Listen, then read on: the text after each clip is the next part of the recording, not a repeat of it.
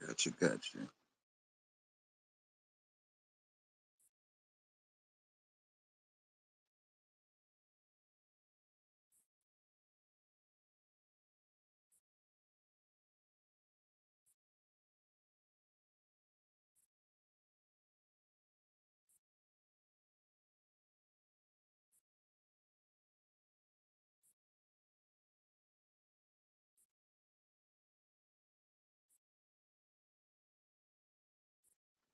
What's going on, everybody? Appreciate y'all for coming.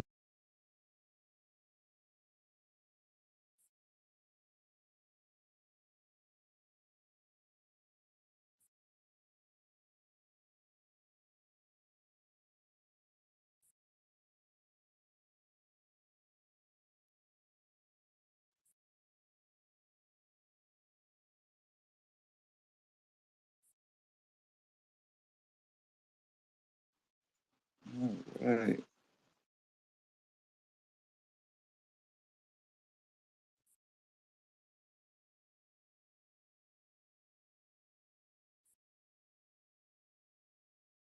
Okay, we are live. Welcome, everybody. How are you, Gino? Oh man, I'm great. I'm great. Excited about this one today. Got Film Freako in the house.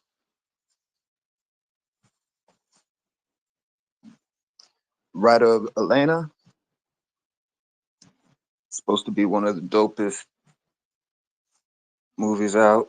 NFT films, spirituality, esoteric type stuff. Super, super excited about this one. Right up my That's alley, man. I've been researching this quite a bit actually, as far as film and NFT and funding and all the different things.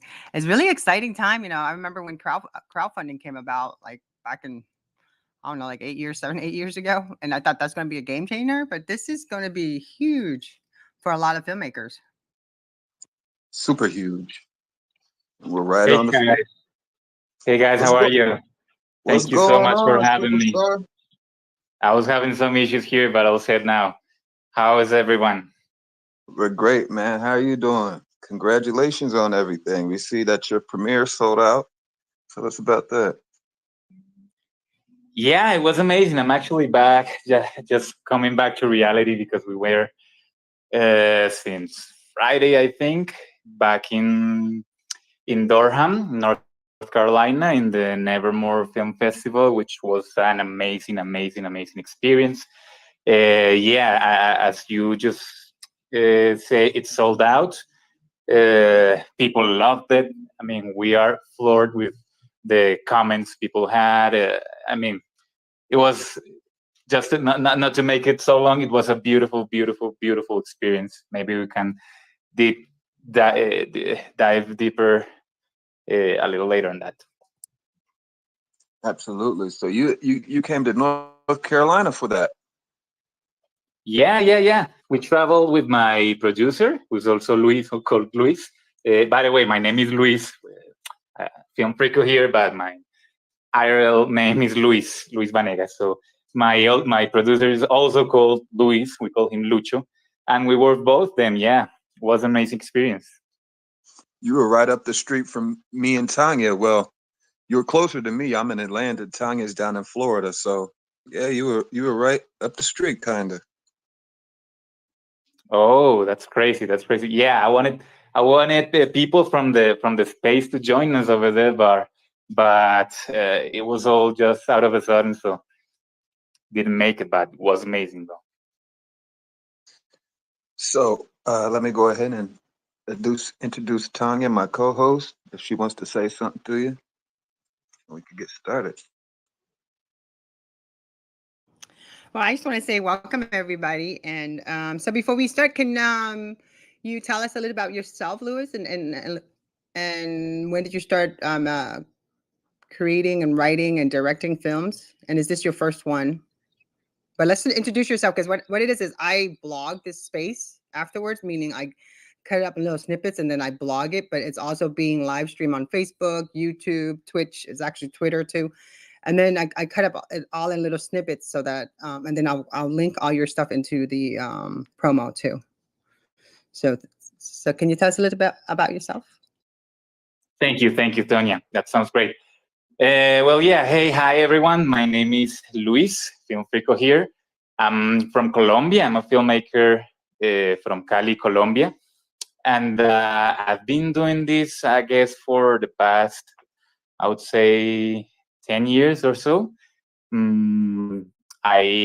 This is not my first film. I have actually done a few, but this will be the first film to be minted as an NFT. But yeah, to touch on a bit of history about me, I've been doing this for more than 10 years. It all started with, as many other filmmakers, with some short films, some music films, and I guess that the big part of my career started when I decided to make my first feature film, which is called The Girl, the Hunter, and the Firefly.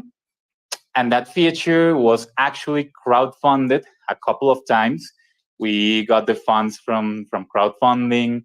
It was crazy. It took us, from the very beginning that I started writing the film, it took us about 9 years to actually finish it. So it was a pretty long run, but a beautiful one with so many lessons and experiences. And that film is done. Is currently in the path of distribution, looking to see what's the best option. Since we were going to premiere here in Colombia with Cine Colombia, which is the biggest exhibitor here, but then the pandemic hit, so everything went crazy, and we're still seeing what's going to happen because things are not still normal around here. So we're still seeing. But yeah, aside from that film, I've been working for the past years in different short films, different music films, living off institutional videos, commercials, also the music films, and a feature of a friend of mine that he wrote and produced, and I directed, which is a comedy, which was a bit weird because, as you might have seen already, I'm a director who's actually passionate for genre films, fantasy, horror. Well, the feature that I make is post-apocalyptic fantasy. So the comedy was not right down my alley, although I love watching comedies. But we ended up spicing it up a little with some fantasy, so it ended up being an amazing film. That one is currently in post-production. It's a feature. And then came Elena. Maybe, I don't know if you can, you want to say something before I go deeper into Elena. I don't know. I think I'd love to hear more about Elena. And also, when did you discover NFT? That's what I'm kind of curious. Because this is years way ahead of a lot of the filmmakers that I met. Yeah, NFTs. Well, that's another story. Okay, so I was in the process of finding distribution for my feature, finding jobs here in Colombia because the pandemic hit. Everything was crazy. No one was working. I was lucky enough to get a couple of animation jobs where I wrote and directed a couple of animations that were, I don't know, viable to do in this crazy world that we went in. And during this craziness, I saw some sort of, how do you call that? Like a masterclass, a tutorial on crypto. I was not that attracted to it in the beginning because I've never been like a finance kind of guy. I suck at everything that has to do with planning, money, investing. That was never something that interested me. But my mother-in-law was interested in it, and she asked me the favor to watch it because she obviously couldn't understand a thing they were saying. She's older now, so I checked it and I clicked. I mean, the moment I learned about the whole concept behind crypto, behind later NFTs, I clicked because it's about decentralization, giving the power back to people. So I realized that's something I wanted to get in. So I got in January last year, like the very first steps, and yeah, things went great. By mid July, I would say, I think I minted my first NFT after hearing these YouTubers talk about NFTs, especially this guy called Elliot Rates. And I never really paid attention to him until I actually did the research, fell in love with it. But up until that point, it was more of a trading, flipping kind of thing that I was doing. And then I stopped and I thought to myself, like, man, I'm a filmmaker, I create, I'm an artist. I'm not a trader. That's not what I should be doing, although I do it still. But I realized I had to get into the space with my own project. And then I started like creating my first NFT project, which is not Elena, funnily enough. It's something called Echoes. I've not talked about this, so eventually you'll find out what that is. But I've been working on that project for the past, since October last year. We are on the final stretch of it. It's a very, very, very amazing project, and much, much, much bigger than what I'm planning for Elena. But before going into a huge project like that, I decided I needed to do something first to experiment with, I don't know, the community, the audience, the technology. So that's why I decided to mint Elena as an NFT. Elena was a short film that was shot by the end of 2020. As an incentive from the government for artists here in Colombia. After all the craziness with the pandemic, the lack of jobs, they created a fund. We were lucky enough to win one of those prizes and produce Elena. So yeah, I decided to mint Elena, and not only to experiment with it, but because I as I tweeted a couple of weeks ago, I truly believe that NFT film is the future for filmmakers, and I've taken the decision to, I don't know, everything that I do from now on will be focused on NFT film, whether it be funding, whether it be distribution. Of course, that side is a bit blurry right now, but I guess it's gonna take a shape eventually. And yeah, that's where we are at right now. Awesome. So, explain a little bit about the film. This is right up my alley, man. Take a little time to explain about what Elena is and what it's about. Okay, so Elena, it's a beautiful, beautiful film. Not only because I think it's beautiful, like conceptually and aesthetically, but because of the meaning behind it. By the time the pandemic hit, my girlfriend started working with these spiritual things, learning about so much things that she was already doing in some way, but we didn't know how to call it, right? So she started working on something called, this is some sort of technique they call theta healing, which is some sort of alternative healing technique for, I don't know, different mental issues, but also physical issues sometimes. She started studying something related to, how do you call this?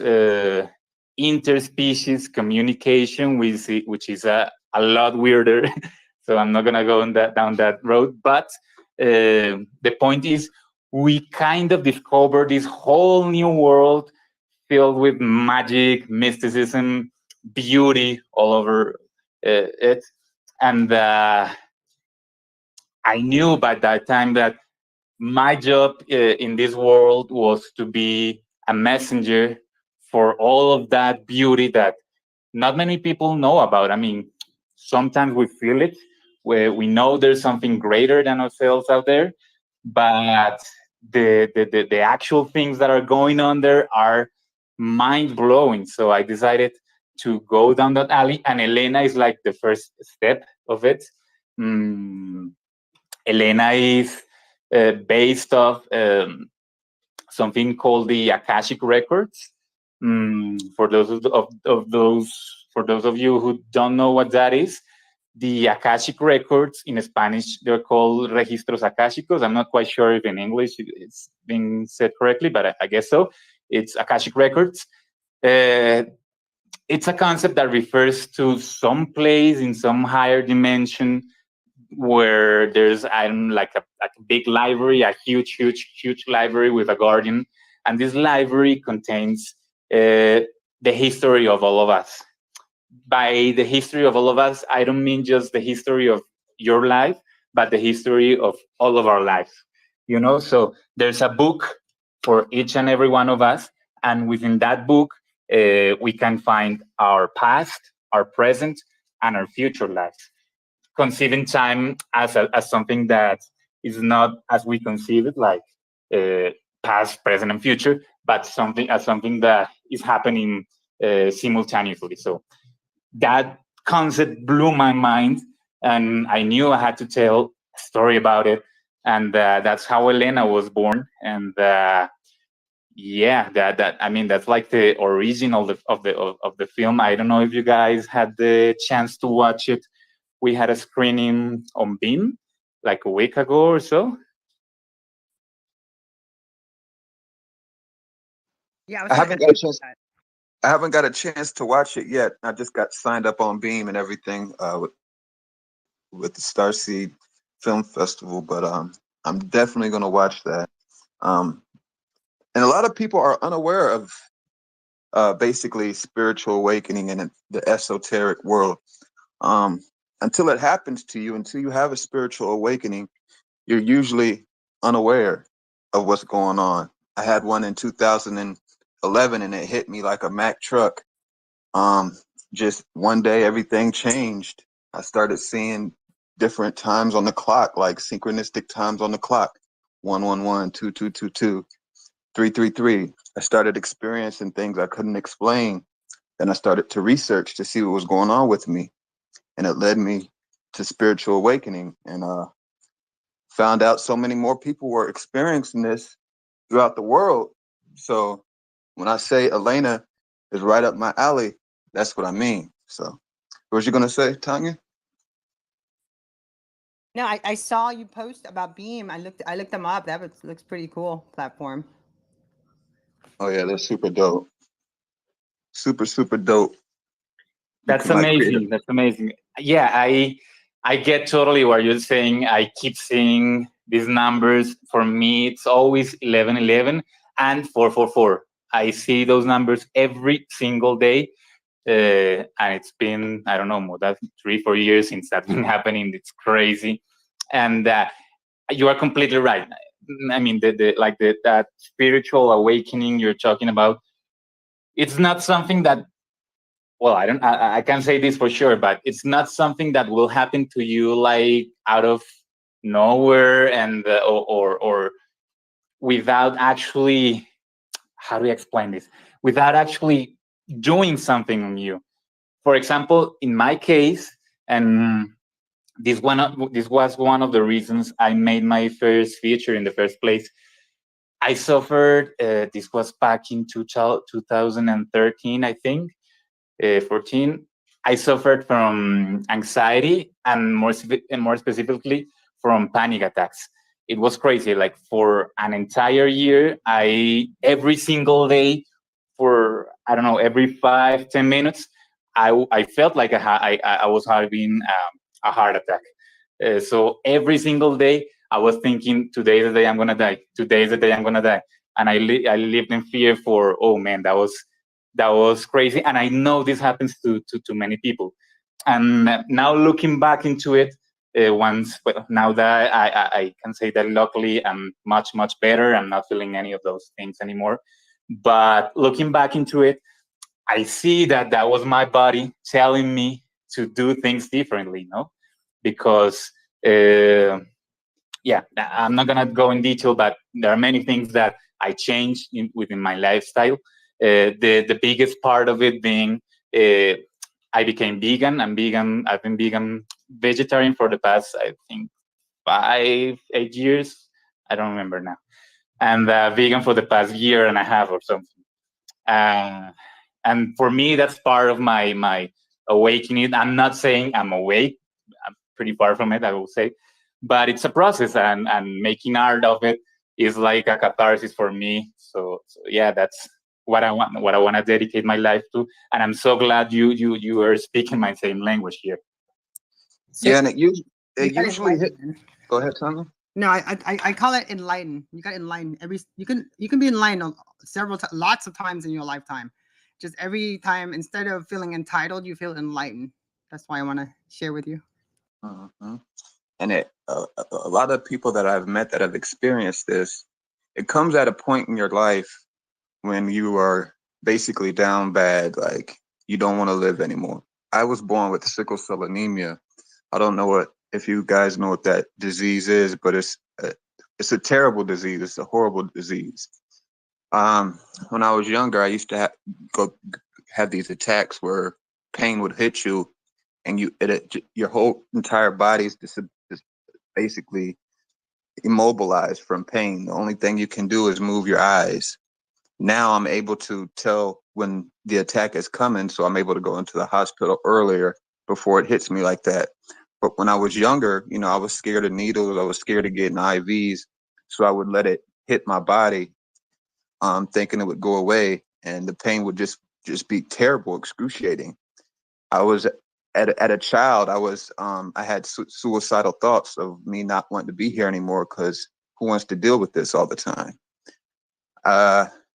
My 20s was filled with the same thing, episode after episode.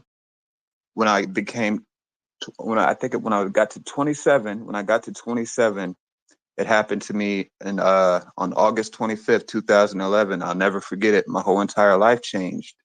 And that's the day I woke up.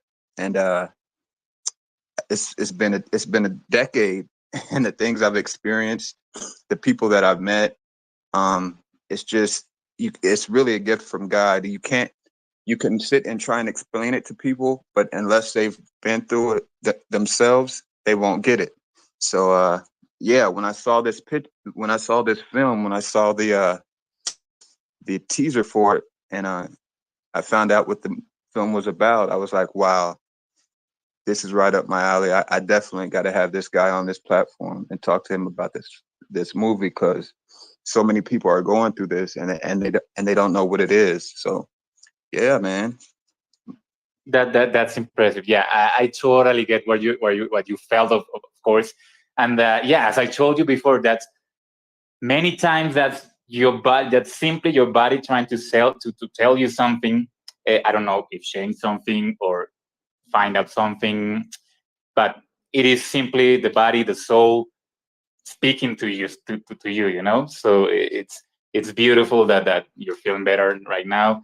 And yeah, about that, because I believe that's the power of not only films but art in general. Has that power to touch the soul, to I don't know, make some sort of connection. I have connections to many beautiful films that literally I can watch them like 1,000 times. For example, 2001 Space Odyssey, it hits me so hard, and I still don't know why, because it's a crazy film. And or Tree of Life, which is crazy. I'm spiritual, I'm not religious, but that film, I don't know, it hits me so hard every time I watch it. And yeah, that's what I think we should be able to do with films. I mean, I don't know if heal, because that's a very complex and long process for each one of us, but at least get a glimpse of what's beyond things as we know it. And that's something beautiful that happens during the festival in Nevermore.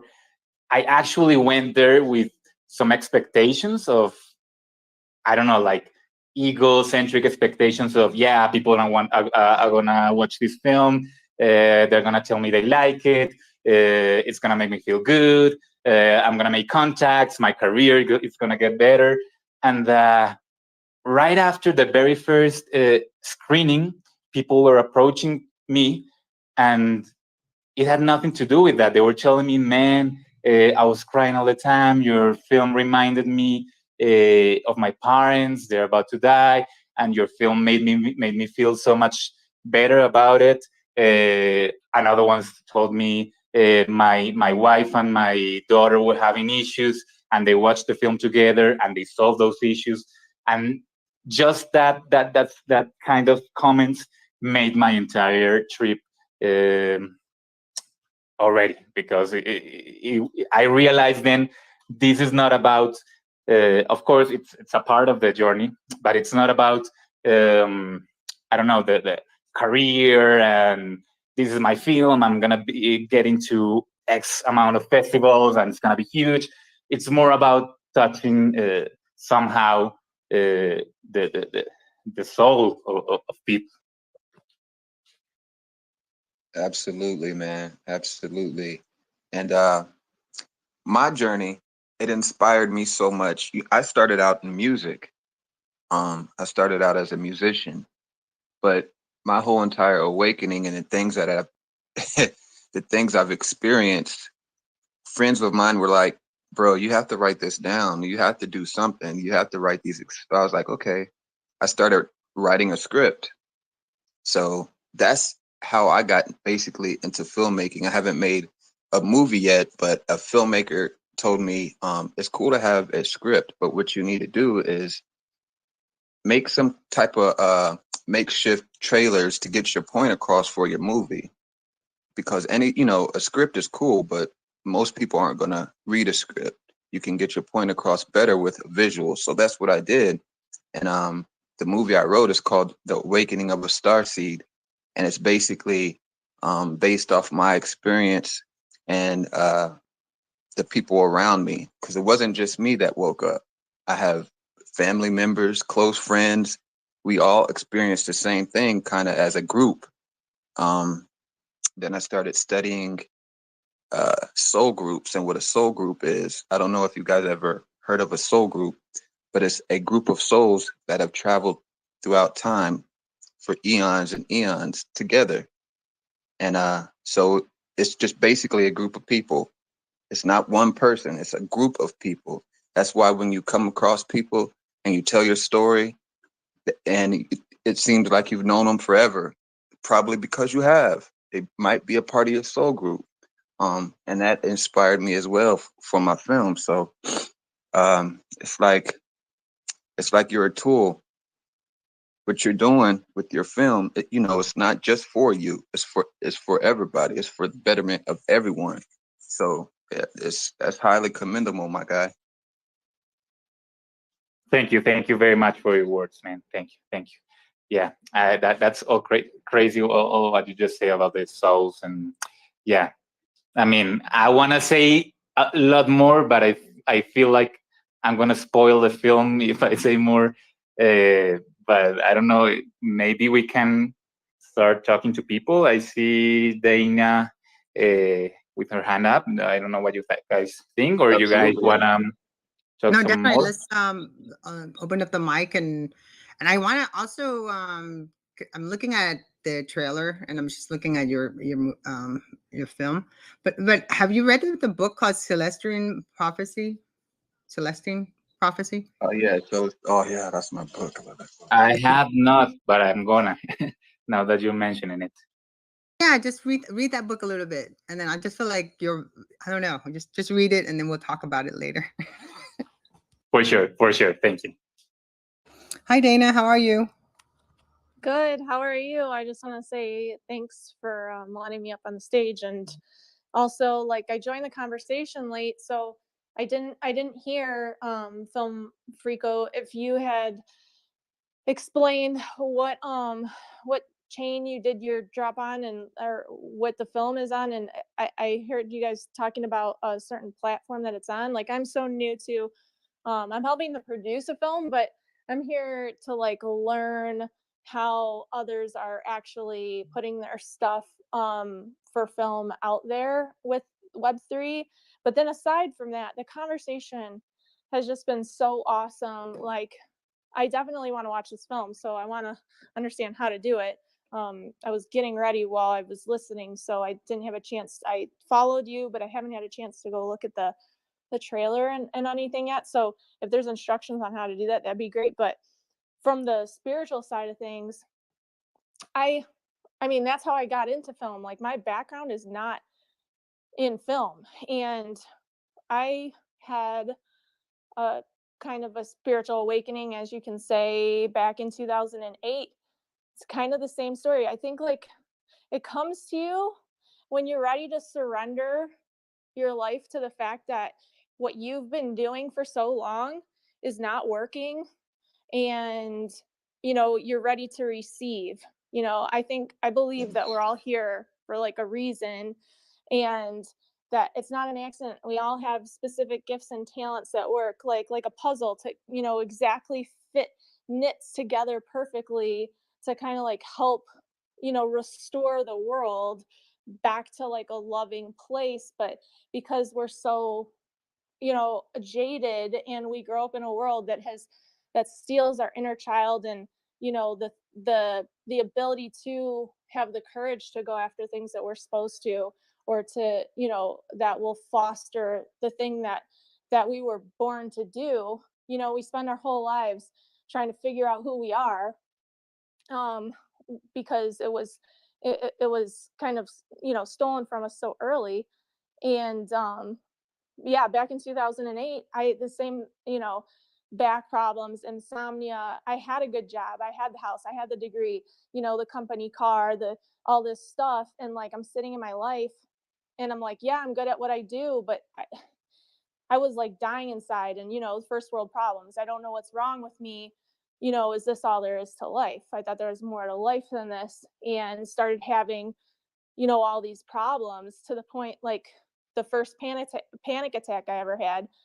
Yeah, like, it's like elephant stepping on your chest. You don't know what it is. You feel like you're having a heart attack. I went to the doctors, and she did some tests. She's like, you're having a panic attack. I'm like, I was really mad. I was like, no, I'm not. I don't have panic attacks. You know what I mean? And then I had to just admit that there was something not right. And like you were saying, that your body is telling you. I believe our bodies are an alarm system for our spirits. And it's like, if we didn't have nerves in our body to tell us to get our hand off of a hot stove, we'd burn ourselves alive, right? So that's kind of like, all the sicknesses, all the things we take on from our parents, which people say it's generational, and that's genetics. And I'm like, no, I think that's spiritual. We take things on for people, and then it manifests in our body. And there's actually neuroscience that proves that too. It says that like thoughts are physical things, and they're passed down through the sperm and the ovary to 3 to 4 generations, but they come in dormant until you have a thought of fear about them, and then that unwraps that neural network in your head and starts creating stuff in your body. You know what I mean? So it's just like, but we have the ability to reverse those things if we make a decision.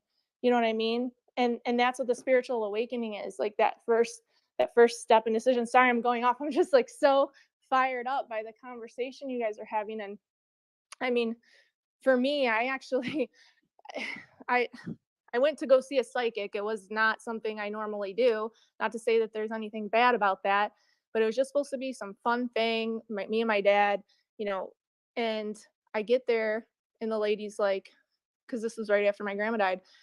She's like, you don't even need to be here. You could just talk to God on your own. And I'm like, huh? And I mean, after 10 minutes of her telling me that everything she has comes from God and Jesus and all this stuff, and I'm like, lady, are you going to like read my palm or something? What's going on? You know? And then she gave me this metaphor for life. She said, everything in your life is a garden. Your family, your friends, your car, your house, your boyfriend, your, you know, everything. And sometimes we stand in the middle of our life garden and we can't tell the difference between a weed and a flower. She said, so you have to ask God out loud to weed your garden gently. And she's like, but you have to be prepared, because that person that maybe doesn't serve you in this season in your life anymore might just stop coming around. You might not be able to get a hold of them. That job might leave you, you know what I mean? Like all these things. She's just like, so you have to ask for it to be gentle, and you have to be okay when things start happening. And I was like, okay. And at this point, like nobody else knew what was going on with me. And, you know, she just started saying all this stuff that was really hitting home. And then she told me, she's like, you, so anyways, and then I left that experience. And I mean, I was raised Catholic, but I wasn't really practicing after I left home, you know, college and stuff. I'm in my late 30s now. And I did that, asking God to weed my garden gently out loud. And then a few months later, like I was having conversations with people about the Bible and, you know, Jehovah's Witnesses and Mormons and different stuff, because that's where I live around. And they were saying stuff that I had never heard before. You know, I was like, the Bible talks about tattoos. I don't know anything about that. And I don't like having conversations about stuff I don't know about. So I picked up a Bible for myself, started reading it. And in a vacuum for a year, it was like my mind was blown, because normally in churches and things, like they don't talk about the stuff I was reading. And thought I was the only person who knew this information. And as I was reading, like I felt a presence surround me and a peace come to me that I've never had before in my, like it was real. And then stuff started happening. And then like I was hearing things and like having dreams and people talking to me in my sleep. And then I'm like, am I going crazy? You know? And this is the first time I've ever mentioned this in any space. So like if I sound crazy right now, it's okay. And thank you for giving me the ability to speak out right now. I know I'm taking up a lot of time, but it was like I have such a peace, but it's because I know my identity now. And in this love, like as I started reading and finding out who God was, I found out who I was. But the thing was that the love was the most overwhelming thing that it doesn't matter what people are doing in the name of this God or that God. I know God for myself because he revealed himself to me. And like, I'm the most critical of different religious stuff. And then you start getting into the Dead Sea Scrolls. And like you were saying, like the, I forget the name of them, the books that you were talking about, like that stuff is real. The Akashic Records. Yeah. You get into the Dead Sea Scrolls and you start seeing that stuff. Like I went down a rabbit hole, and I'm telling you, like the Enochians and all this, I mean, the stuff is real, and it's all just to tell us that we're all connected and that we are all given the opportunity to participate in a life, and to realize that if we would just realize that we're enough right now as we are, we have everything we need in order to be, you know, who we were born to be, if we would just allow it to come in and flow through us. Like I'm just so, and then also being able to, you know, it's just so cool, the conversation. So I'm sorry I've taken up so much time, but I'm like on this vibe, and I'm so happy that you guys were talking about this, because it just like warms my heart. But yes, I would love to know how to watch your film. I'm so intrigued. I want to learn more. And I'm going to follow you guys and just continue to be part of this community. Some of my best friends are from Colombia. I was there a few years ago. Beautiful, beautiful. Thank you so much, Dana. I mean, I'm so excited we're having this conversation. It's not something you talk about very often with people. You usually just talk it about with yourself or with people you trust, because of course it's a crazy topic and people may think you're crazy. But I think that all of us we are here for a reason. And if we were attracted somehow for Elena, I think we might be open-minded to it.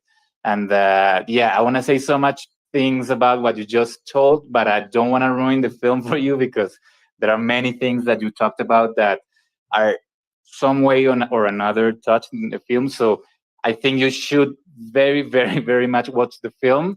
I'm going to touch on that a little later, but I mean, just to touch a little bit on what you just said, there is this. I mean, you call it a psychic.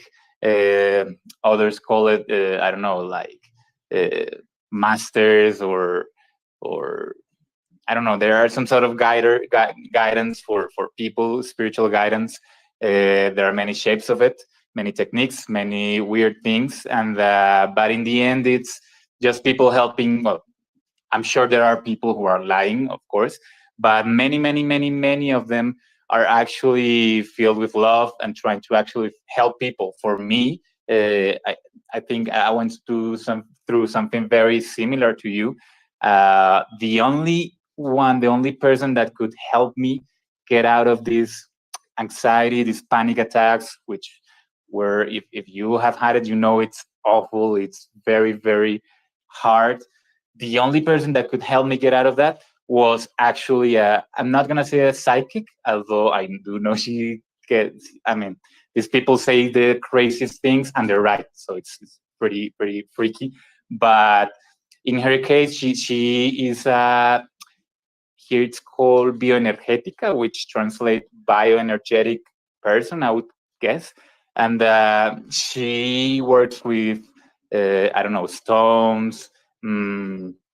She whispers while she treats you to God's know who. It's crazy, but she was the only one who was able to help me, and she opened my mind from the very first time I entered.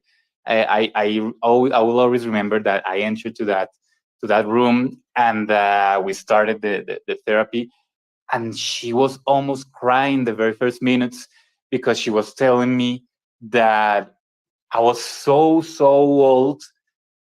It was unbelievable. I mean, she was like telling me that I have lived so much lives that it was crazy. And I thought that was so crazy. I don't know if that's true. I do behave like a very old person. I'm very boring, but that was my first encounter with, I would call it the mystical, the spiritual thing. And I do believe you should watch Elena, because I do speak about God in the way I see it. I've never been. I mean, I was raised Catholic, and I was. My parents made me go to church every Sunday, and I mean, I never agreed with what the people in there had to say. It was. I mean, I back in the day, I also listened to metal, heavy metal, all this sort of music, revolutionary, I would say. And I was never into religion, but it doesn't mean that you cannot be in contact with this thing we call God, whether you call it God, universe. There's something bigger out there that we don't know yet, but there's something out there. I mean, I don't want to get too deep in this, but you have to watch Elena. That's all I'm going to say. I'm so excited. How will I know how to do that if I go to your profile? Will it be easy? Okay, now on that point, I just pinned the trailer. Well, it's actually a teaser trailer here in the tweets on top of the space of the room. And we had already a screening on Beam XYZ, an amazing platform where creators can share their work with people and have it's like a Twitter Spaces. This modality, I mean, it's like a Twitter Spaces, but for film, where people can make a screening of their film, and even through the film, speak with the people through the chat. Maybe, I don't know, about specific scenes, making commentaries, etc. I personally don't do that because I rather have the people pay full attention to the film. But after the screening, there is a space for people to talk, to chat. We had an amazing experience in the screens. In the screening we had, it was a couple of weeks ago, and it was amazing. I highly recommend it if you guys are into posting your work somewhere and getting feedback from people. It's amazing, and we're planning on doing that again. I cannot tell you the day just yet. I'm assuming it's gonna be between the 7th and the 10th of this month, so it's gonna be pretty soon. I'm gonna be posting about it between today and tomorrow, I think. And yeah, we're gonna be able to watch it there again for all those who have not had the chance to do it, and chat about it, obviously with more depth, specific reference to the actual film. That would be amazing, I think. That's awesome. I want to join in. And how is this integrated into blockchain? Okay, so far it has not been integrated. I mean, yes and no. The idea is to mint the short film in 3 parts. Once you see the film, you're gonna see why it's in 3 parts. It's gonna be minted in 3 parts of one-of-one's NFTs. So it's gonna be an NFT since it's I don't believe, or as of right now, it is a good idea to mint a feature film as an NFT since it's so long and you would have to sell it for, I don't know, so much money to actually make your investment back or your budget back. But I think short films are amazing for this one-of-one concept within the NFT world. So we're gonna experiment with this. We're gonna make 3 NFTs out of Elena, which are the 3 parts that Elena is divided into. And I can tell you that we're looking into doing it on the 11th of this month, but I cannot confirm that. I will make an announcement on that. And but for now that there's technically nothing on the blockchain, we are giving away NFTs from Elena. So from the past screening that we have at Beam, all the attendants filled out a form, and we airdropped them an NFT, which you can find already on OpenSea through the Polygon network blockchain. Sorry, and I airdropped. There were like, I think, 18 NFTs created, and that's it. So we're planning to do the same here. It's going to be a different NFT from the one we already minted, and we're planning to give some sort of utility or I don't know, to give something back to the people that have supported us throughout the entire journey. And the ones that have the 3 NFTs are going to have a surprise. I cannot tell you if it's going to be on mint day, after that, way after that. I don't know. We have so many projects in queue, so it's for sure going to have something crazy happening with it. And yeah, you can find them right. I don't have a link right now. Maybe I'll post it later here. But we do have that collection already available. But I think no one's selling, if I'm not mistaken. But yeah, that's it. That's amazing. And for your funding of your film, any of your projects in the future, do you think you'll try to do funding through blockchain, or do you think you'll just do traditional means? How did you get Elena funded? Okay, so yeah. Well, first for Elena, Elena was actually, I told this at the very beginning, maybe you weren't here. Elena was lucky enough to win some sort of award, or how do you call this? Some funding from the government here in Colombia. They made. Yeah, I heard that. Okay. Yeah, they made a funding available for people, for filmmakers who had not had the chance to work throughout the year because of the pandemic. So we were lucky enough to win that. That funded Elena. And yeah, that's it for Elena. But I do have plans, as I told already, before Elena, I was already working on another project called Echoes. And Echoes is the beginning of a big, very, very big project that I'm working on that is going to be used to fund some audiovisual pieces that I can't tell right now, but it's going to be, I do want to get all Web3 within the filmmaking process, whether it be distribution, funding, maybe explore production. That's something that we got to check on. But yeah, to sum it up, yeah, I'm planning to fund things from now on through Web3 because I think it's amazing. I've done crowdfunding before. It is very, very, very hard to run a crowdfunding campaign. If you have been on that, you'll know. It's crazy. It's a 24/7 job.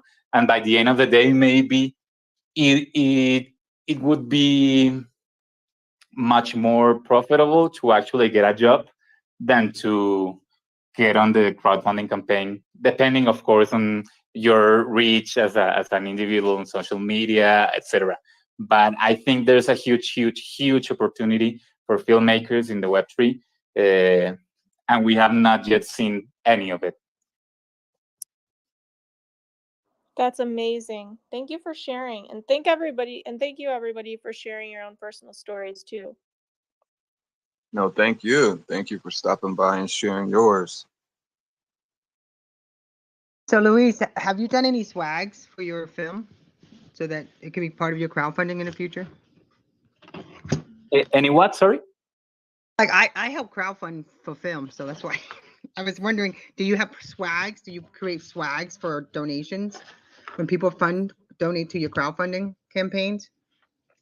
You can do that through the same format for Web3. To be honest with you, you could do the same run, because on Web3, the blockchain, there's different types of blockchains, right? But then there's also ways where you can crowdfund your project and utilizing the blockchain with it. And a lot of people like perks, what they're going to get for it, and also be mentioned in when the film's done, they can be mentioned in it, and you can have a landing page. So depending on what you want to, get people to donate for your project, because it's about the perks.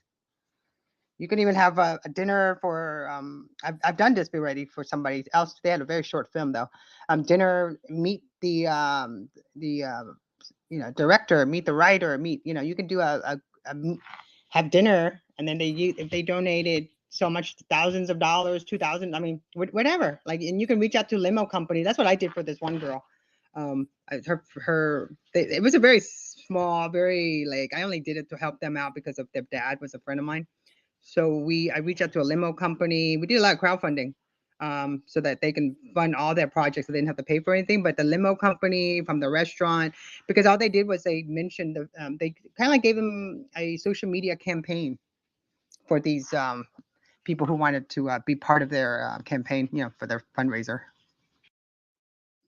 Yeah, well, I did the crowdfunding twice back in, I don't quite remember the year. I think it was 2014, 13, I want to say. And then another one at 2015, 16, something like that. The first one, I think we didn't get the goal, did we? I don't remember, to be honest. And the second one we did, but that was I don't know, we raised if I'm not mistaken, not more than $20,000 for a feature film, and that's nothing for a feature. If you guys know about production, a movie costs way more. So from that experience, I can tell you, I'm not looking into getting into that sort of model again, because it is so much time consuming. And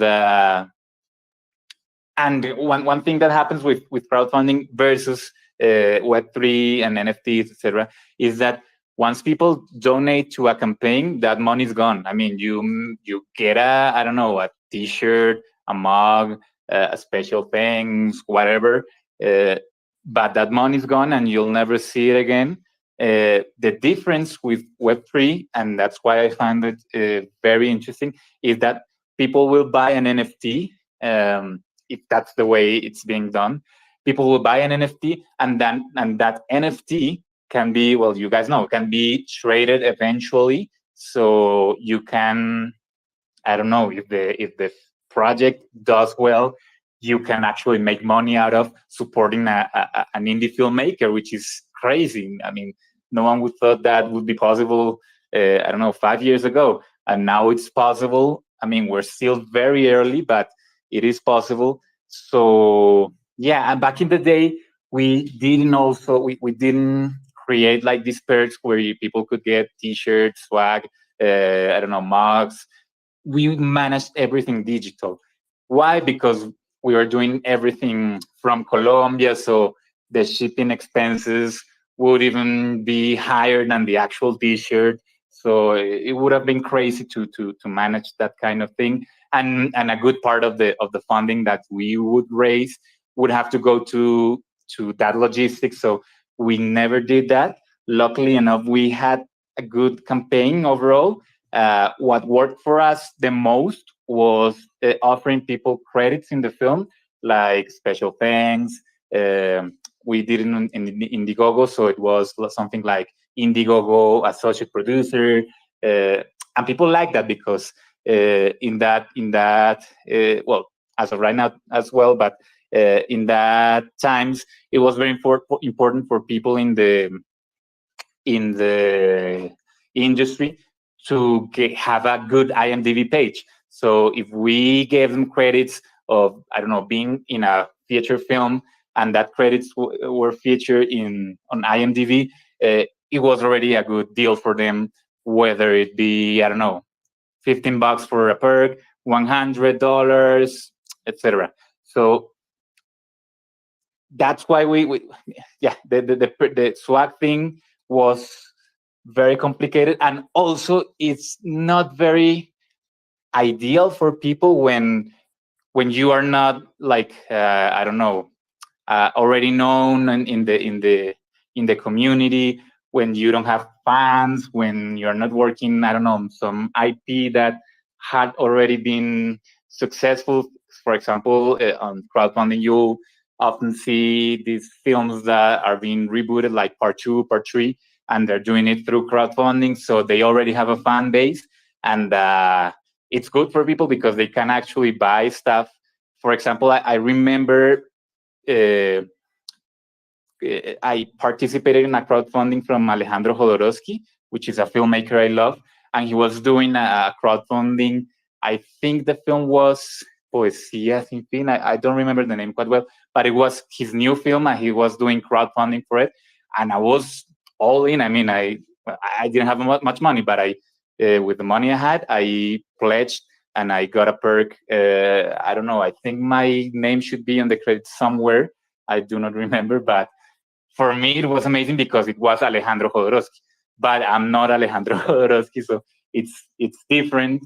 And I think Web3 gives you the opportunity to approach different strategies within the, in this case, I wouldn't say crowdfunding. I don't know how to call it, but yeah. To sum up, I'm trying to stay away from the crowdfunding concept within the NFT, because I think the NFT offers a lot more possibilities, that you can create different strategies, games for the community. Yeah, many different things you can do that are not being done in the crowdfunding. You can actually make tokens for your future films too, right?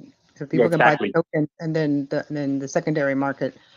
And then as you grow yourself as a filmmaker, and all the different film you make, it can go.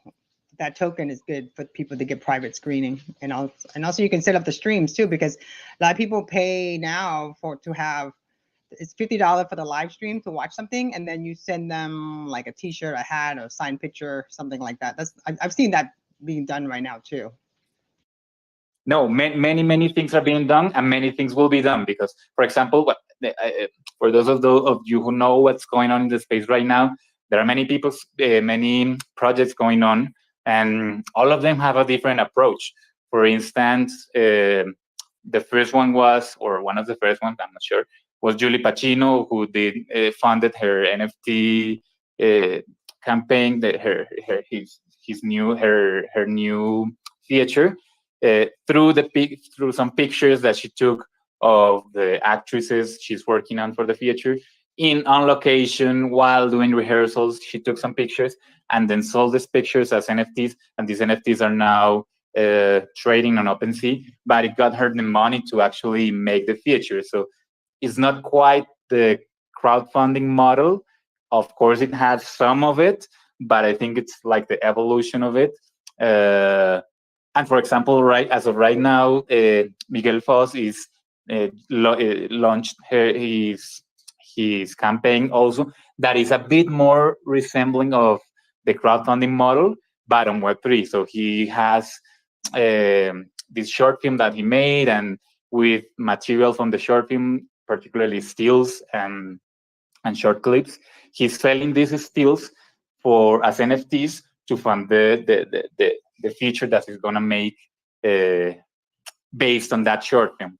So he decided to, I think he broke it up to 4 tiers of NFTs. So some are more expensive, some are more accessible, and these NFTs grant you access to the production process, which I find, and this also happens with Julie Pacino's NFTs, which is something you would never get with crowdfunding. I mean, of course, people get like constant updates from the campaign, etc.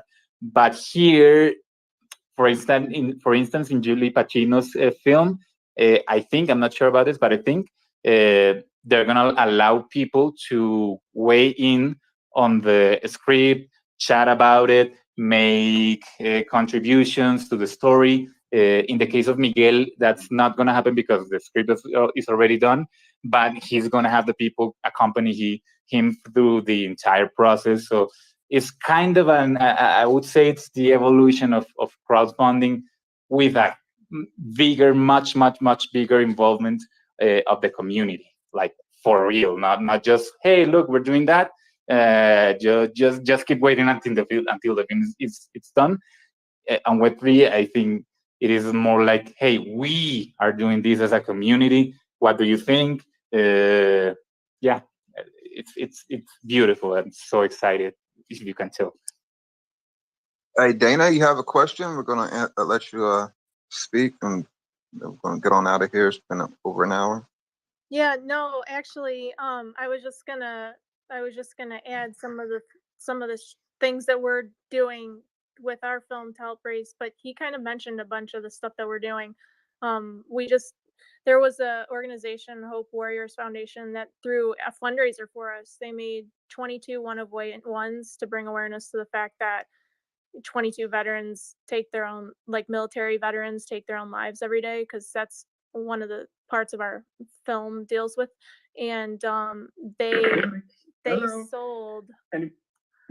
they sold one a day for 22 days, and they gave us all the proceeds, and that pretty much paid for us to hire our artists and stuff. And then this first drop is just going to give whitelist opportunities for, all those additional drops that Film Frico was just talking about throughout the year-long production process, B-roll film shots and storyboards, different things, and then the Native American aspect that we have. But then there's going to be, those first 22, the people who hold those first 22 Barracudas, that's the car that's going to be in the film, like the Barracudas and the people who own them, they're going to be in the credits of the film too. So as like a special thanks to those first 22 people who supported the film. And then when we actually drop our movie token, the movie token won't be the film itself. It'll just be a key to a library that has the movie on it. So, and we're doing cross chain. We're going to drop on like 10 different chains and have an unlimited supply, just like a movie ticket. So, and it'll be at a lower price. But and then people will be able to have access to the film. So that's kind of how we're doing it. But I love some of the ideas that you just mentioned about taking photos with of the actresses and stuff behind the scenes as they're getting ready and stuff. So and you can actually think about this as a true blockchain, meaning like when you there's a process, there's a storage, and then there's a burn, right? The process is an NFT. So all the process of creating this movie, of the film, or any film, short snippets, pictures, videos, whatever, you can actually create that as NFT. So you can set up as many as you want, and then you can have also the storage would be the actual film being finished, and then you can actually set up how many early bird tickets that you want to do. And then the third one is whoever doesn't want to that didn't donate this or so much of this, you can have some stuff that you want to burn, meaning you can record it being burned, like all the different pictures that you didn't use or any other stuff you didn't use. That would be a burn. That's to be your third process of your NFT project. And that's how I see it as all filmmakers to do for any project for NFT. That's really cool. Yeah, we were gonna have a burn mechanism for some of the generative, and then they'll actually, the burn mechanism across the chains will give access to like a few golden tickets. So that might be a way. But I also went on your profile. I see you're in Florida. If you're gonna be around Bitcoin Miami at the beginning of April, I'd love to connect, just because you're another woman in the space and in film and stuff. And so my business partner is the writer director of the film, and yeah, just would love to meet you. Yeah, I'd love to meet you too. You're a biohacker, so that's my thing. Yes. So Gino, you didn't get a chance to speak. We kind of like took over. No, you guys did a great job. Said everything I had to say earlier with Film Freako about awakening and things like that. I just appreciate everybody in the room coming to hang out with us today. Film Freako, you're a messenger, man. You did a great job with this film. I appreciate you for being a part of the virtual film festival. And like we give all of the filmmakers that come onto our platform, I'd like to present you with the Golden Movie Ticket. You are now in the Starseed Film and Music Hall of Fame. I'll be sending that to you after we shut this down. But yeah, man, I appreciate you, brother, and keep up the good work. And you have a fan in me forever. Thank you so much, guys. Thank you so much. I really appreciate you and the time you took to be here with me, with us. I mean, you guys can't imagine how important it is for us filmmakers to get, rooms, places like this where we can talk about our stuff, when we can discuss about the future of this thing we're creating. And it means really means a lot to me. I know for many other filmmakers, and you guys are doing a great job at it. So I really appreciate it. Thank you so much. Yeah, thank you so much for being here. So you're gonna let us know when you're gonna do the next showing so we can promote it and join? Oh yeah, for sure. I'll let you know ASAP. I think it's gonna be on the 8th, 9th. I'll let you know. And yeah, for everyone here, thank you so much for listening. Hope you are curious about Elena, and hope you get to watch it on our next screening and chat about it. Thank you so much, Luis. And Dana, we'll talk to you soon. Hopefully we can have you on the next virtual film festival so we can talk about your project too. So thank you, everyone. And Gino, I'll let you close out the space. And everyone, again, we appreciate you for taking your time. It is now 1:08.